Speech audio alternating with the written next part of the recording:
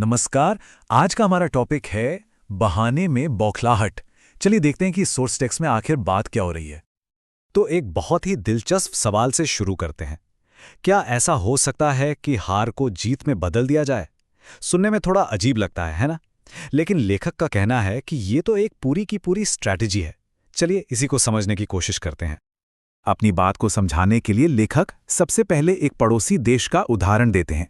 वो बताते हैं कि कैसे वहां पर एक खास तरह का नैरेटिव यानी एक कहानी गढ़ी जाती है।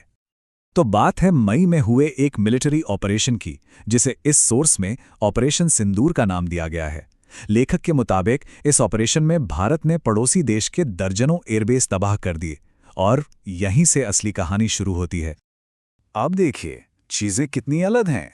एक तरफ भारत का दावा है कि उसने दर्जनों एयरबेस तबाह किए और दूसरी तरफ लेखक बताते हैं कि पाकिस्तान में तो जीत की रैलियां हो रही थीं।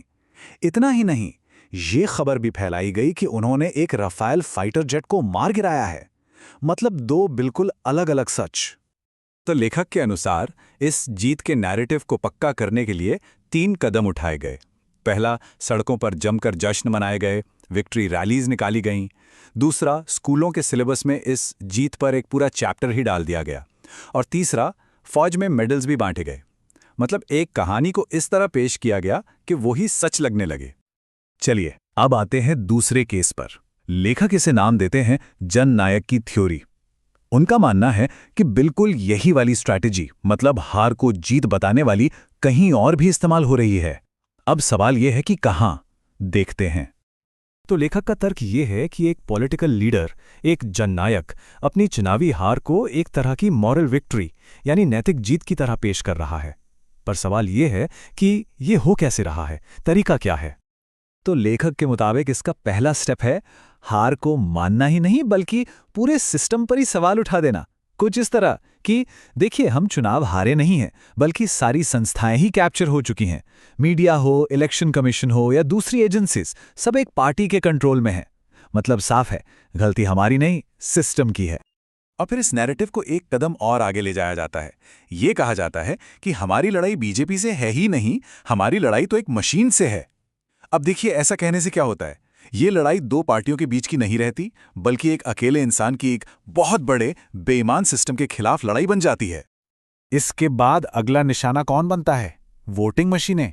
सीधा सीधा कह दिया जाता है, हमें ईवीएम्स पर भरोसा ही नहीं है। ये तो मतलब चुनाव की पूरी प्रक्रिया पर ही एक बहुत बड़ा क्वेश्चन मार्क लगाने जैसा है।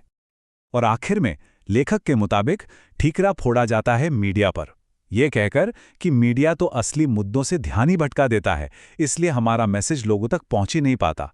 तो एक बार फिर हार की जिम्मेदारी किसी और के सिर। तो अभी तक हमने 2 अलग अलग मामले देखे, एक पड़ोसी देश का और दूसरा जननायक का। अब लेखक इन दोनों को एक साथ लाकर दिखाते हैं कि कैसे दोनों में एक ही पैटर्न, एक ही तरीका इस्तेमाल हो रहा है। तो लेखक का मेन आर्गुमेंट क्या है? देखिए, एक तरफ वो पड़ोसी देश है जो अपनी मिलिट्री हार को कहानी सुना सुनाकर जीत में बदल देता है। दूसरी तरफ है जननायक, जो अपनी चुनावी हार का सारा दोष सिस्टम, मीडिया और मशीनों पर डालकर उसे एक मॉरल विक्ट्री बना देते हैं।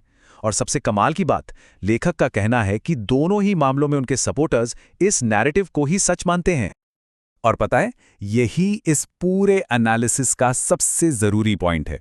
लेखक ये कहना चाहते हैं कि जब सपोर्टर्स का एक बड़ा ग्रुप किसी कहानी को सच मान लेता है, तो फिर वही कहानी हकीकत बन जाती है। नैरेटिव में इतनी ताकत होती है। लेकिन सवाल यह है कि इस तरह की कहानियां गढ़ने का, इस तरह के नैरेटिव्स बनाने का नतीजा क्या हो सकता है? अब अपने विश्लेषण के आखिर में लेखक इसी खतरे की तरफ ध्यान खींचते हैं। लेखक यहां एक बहुत ही सीरियस बात कहते हैं। उनके मुताबिक इस पूरे नैरेटिव का असली मकसद देश में एक अनार्किक सिचुएशन यानी अराजकता का माहौल बनाना है। मतलब सिस्टम से लोगों का भरोसा ही खत्म कर दो ताकि देश में अस्थिरता आ जाए। एक और चीज है जिसे लेखक बेहद घातक मानते हैं। ये सेना से जुड़ा एक बयान है जिसमें 10% का जिक्र आता है। लेखक का मानना है कि ये तो सीधे सीधे नेशनल सिक्योरिटी पर हमला है।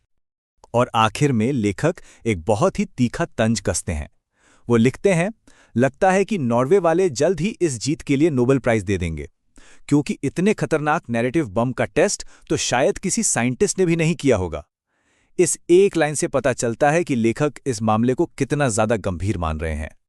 तो ये पूरा विश्लेषण हमें एक बहुत बड़े सवाल के साथ छोड़ जाता है कि जब लड़ाई मैदान में हथियारों से नहीं बल्कि दिमाग में कहानियों से लड़ी जा रही हो, तो इस नैरेटिव के युद्ध का, इस वॉर ऑफ नैरेटिव्स का अंजाम क्या होगा? ये एक ऐसा सवाल है जिस पर सोचने की जरूरत है।